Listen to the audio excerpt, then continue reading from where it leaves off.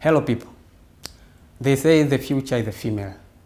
In supporting that, Mwananchi Communication Limited last year, 2021, launched the Citizen Rising Woman that aims at documenting stories of women leaders in order to inspire a young generation of women and girls in order to make them leaders at work and in life in general.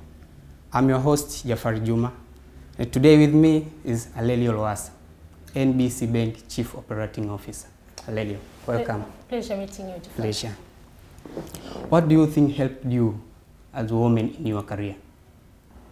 First of all, I would like to appreciate for this opportunity to speak to my colleagues, ladies, as well as all growing girls who aspire to get to the position that I've reached. Yes. I started my career as a banker in 1998, and I have had the opportunity to work in various capabilities to where I am today as a Chief Operating Officer of NBC. My career started with Standard Chartered Bank, where I spent almost 18 years, and then I moved to NBC.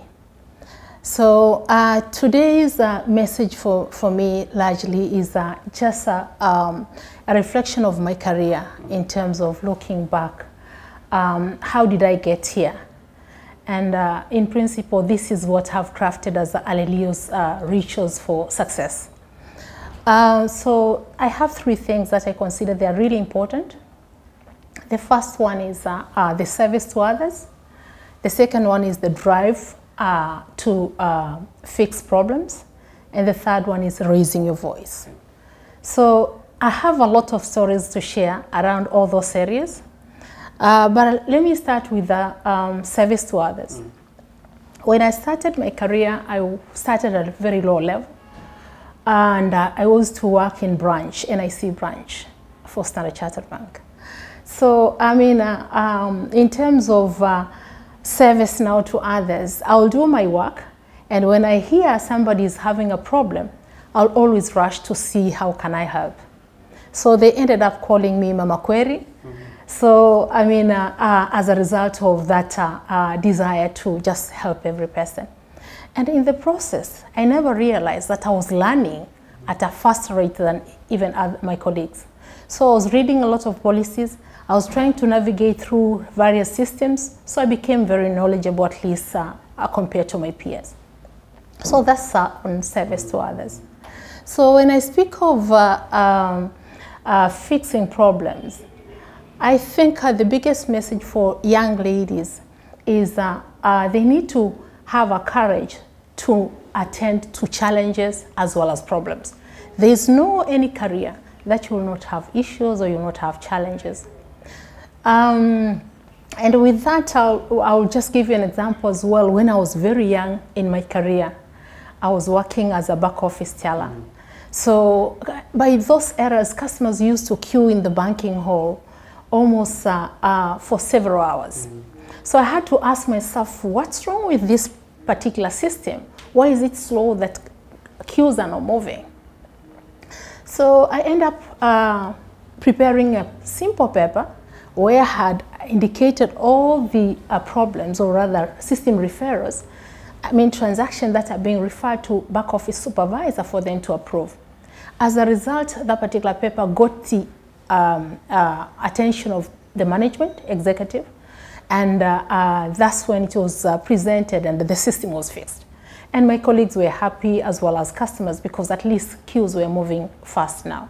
So, I mean, and again, if it's a question of raising your voice, the message I have for ladies as well is all the time, be ready, have the courage to share your thoughts on issues that you consider them important. So I think in a nutshell, those are my rituals, or rather the principles that have really helped me to navigate throughout my career. Yes, thank you. Can you describe your leadership, how you lead? What kind of leader are you? For me, first of all, I like to maintain my feminine persona. So I treat people fairly. I talk to them. I don't want to create fear to my colleagues or my staff, because I believe when they are relaxed, that's when they are will be able to harness their creativity. So the feminine persona I carry with me all the time. In terms of my leadership style, I like collaborative leadership. Collaborative for the sense that you'll be having members, or you're engaging everybody in the team for them to share their ideas. And sometimes as a leader, you have to have a courage to say, yes, that idea, even if it's coming from a junior staff, is the best idea compared even to yours. So you can put yours aside and take over the idea from a young colleague. So I think collaborative leadership is key for me. But as a leader, I'm continuously reinventing myself. The leadership styles of those years and the generations that we are getting to manage, I mean, the demands are quite different. Like the millennials, they have different aspirations, the way they want you to interact with them. So I'm also reinventing myself, but largely collaborative leadership is what I'll say is my signature. Did you ever imagine that one day you would be a leadership role in the big companies such as the NBC company? Absolutely. When I started my career, I used to look at the top leadership, the composition of top executives at the organization that I was working for. So, and I thought, if I look at my strength, I believe I'll be able to take over the role of technology and operations, managing technology and operations. So I looked for opportunities, and all along, I was really keen to see if there are any vacancies or opportunities in technology and operations. And in year 2003, that's when I was able to move to technology and operations, which was in line with the path that I wanted to move. So from there, I worked in various areas as an operations manager, and managing different functions, and to the extent, to the level that I managed to get to the top position, which is Chief Information Officer. Yeah. Okay. Yeah. What's your motivation? What motivated you to be a leader? The motivation behind it is just a question that, yes, I can do it. Okay. I feel like, yes, I have the ability to do it, and just thinking that how can I add value? One of my mission as a person, I want to be a change agent, so that in every community that I'm serving, I can improve the experience of the lives of the people around that. So for me, I think as you work from one function to the other, you feel like, what if I step into this role? What will I be able to do? What if I step into this role? Yes. Okay. In your point of view, what are the factors impact women's ability to lead in our country?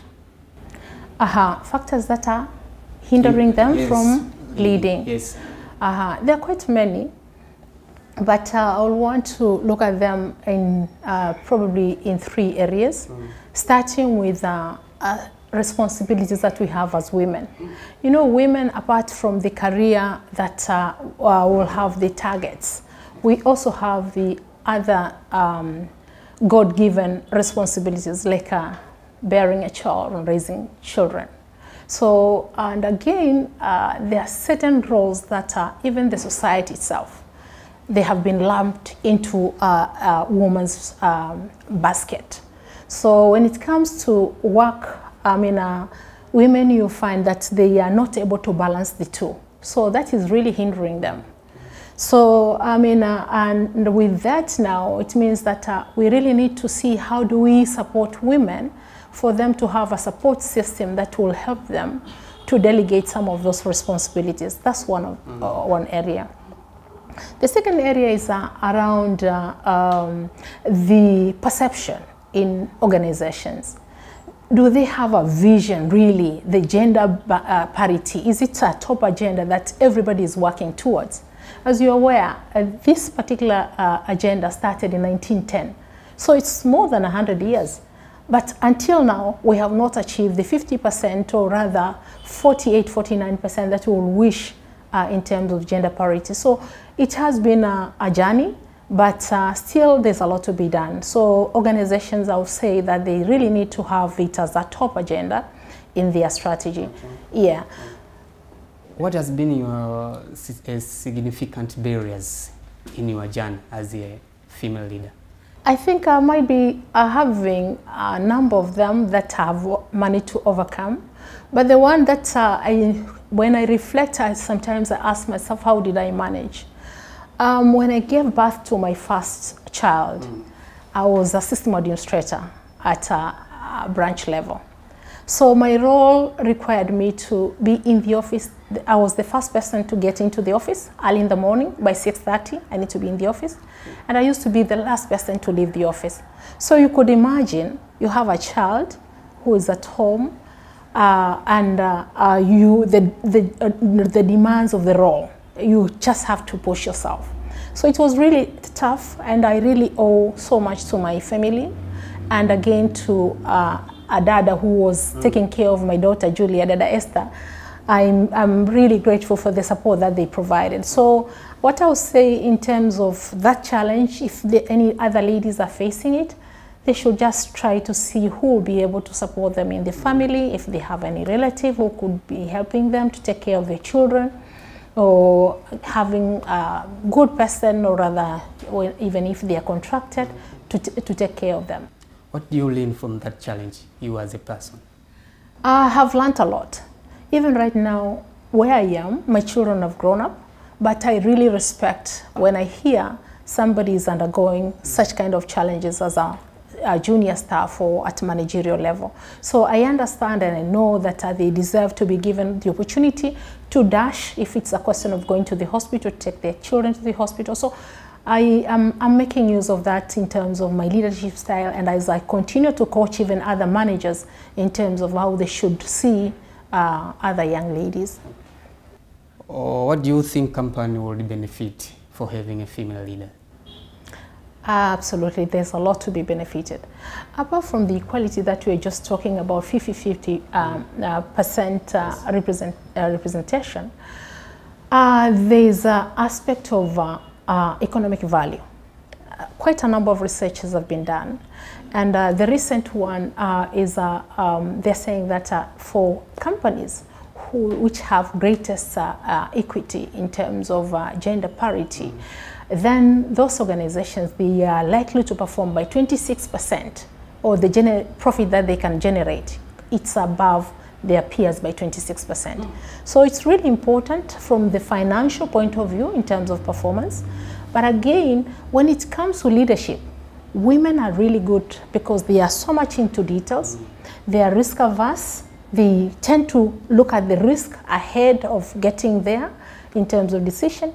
Ethics and conduct, women, they will not shortcut any kind of process or taking any decisions that will harm the other colleagues. So I think in combination of all those, it's really important for women to continue to be given opportunity to be part of the decision making in organizations. How NBC Bank creating a gender balance, especially in managerial level? Yes. I think for us, first of all, we really take cognizant of Tanzania, where we are today. Okay.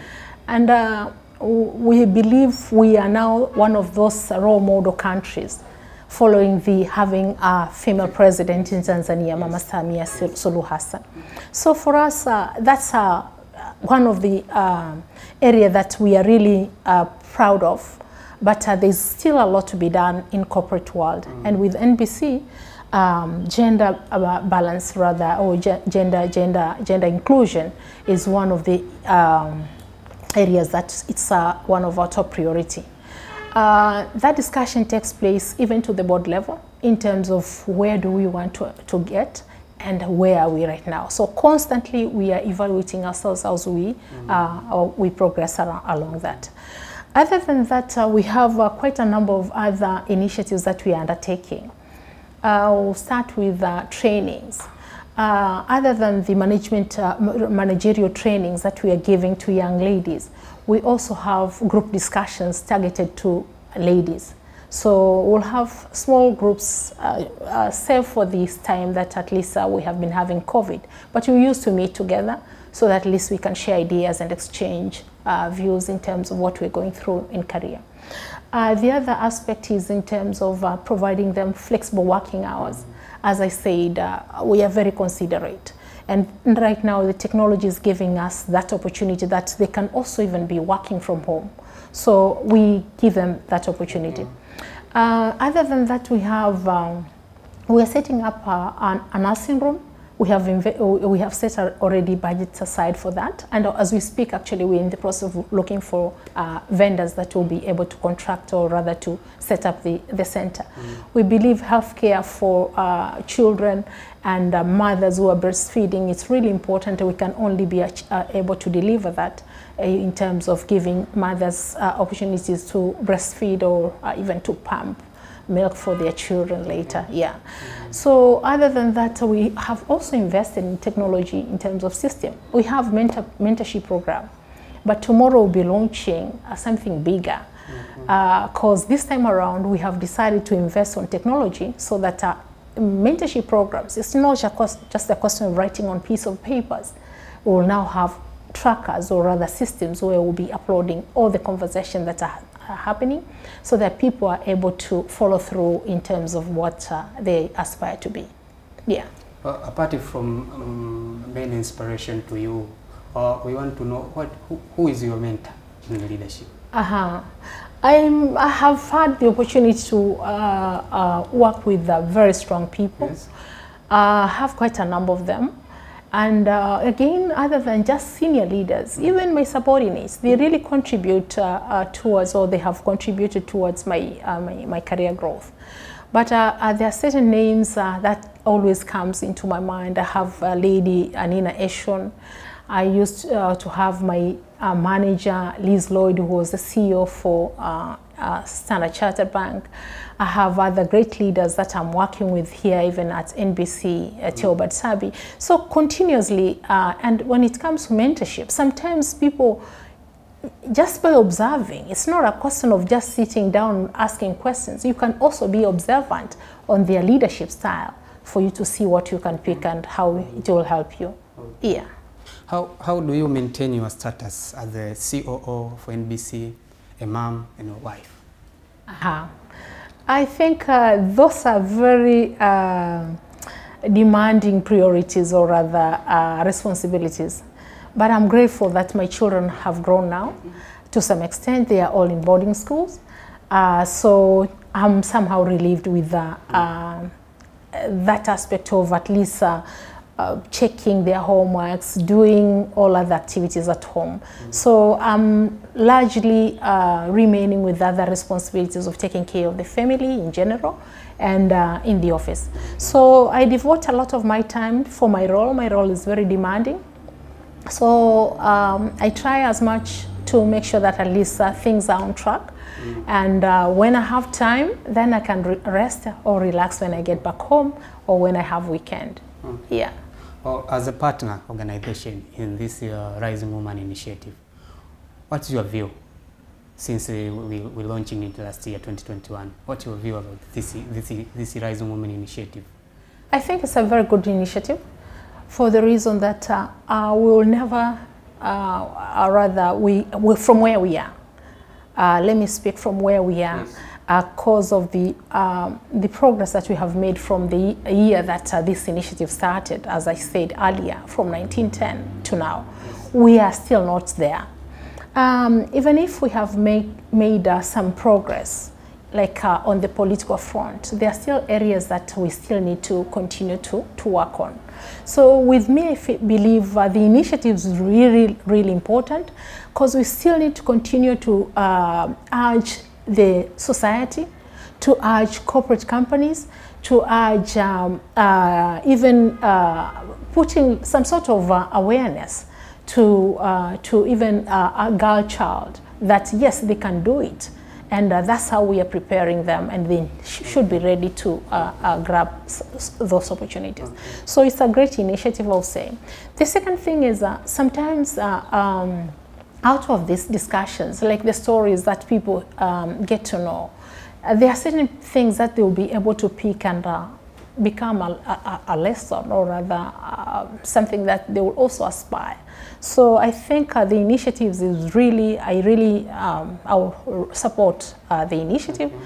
And I believe it's the right approach. Okay. Yeah. Okay. Yeah. Well, thank you, Lowassa, for the beautiful journey, inspired journey. So, what would you tell a young generation of women and girls? In terms of my final words in terms to of them, leadership, who have the dream to be leaders in big organizations such as NBC. First of all, I realize that there's so much, at least we have achieved a lot in terms of sending people to schools as well as college. Where we're having a gap is at managerial level and senior positions. So for me, I'll say, in most cases, people who are getting to managerial level, that's the time that they are starting the family. So my first advice to them will be they need to create structures that will support them for them to be able to manage both family life as well as the deliverables in the office. So if they will be able to establish that, then they will be able to concentrate or deliver to the expected level in the office. Because sometimes the issues of biasness that women are not getting opportunities, it's a question of can they trust that you'll be there to deliver, or you will be having excuses. So I think if we put structures or supporting structures, then that will be number one. Number two, for me, I'll say women sometimes we don't want to compete. Whether it's a question of vulnerabilities that we don't want to be vulnerable, if you fail, that's fine. You still have the opportunity to try again. So what I would recommend is they should dare to compete. And again, they should not wait until they have ticked all the boxes in terms of the criteria that employers are looking for. Sometimes you'll find a lady who has 80% of the job requirement, they are not applying. So men with a 40–50%, they will end up taking that particular role simply because there was no enough competition. So that's my second advice, that they should dare to compete. And finally, is the question of upskilling. The world is changing. Everything is changing every day. So they really need to sharpen their swords. As a leader, or as a person who aspires to know what is coming up tomorrow, how do I prepare myself for tomorrow, they really constantly need to be learning. So for me, I think sharpening their swords is also very critical. Yes. Yeah. Thank you, Alelio, for your time. Thank you very much. Today we were with Alelio Lowassa, NBC Chief Operating Officer. We've discussed her journey. It's so beautiful, inspired, or can inspire many women, young girls in our society to be what they want to be. Until next time, my name is Jafari Juma. Happy Women's Day. Bye-bye.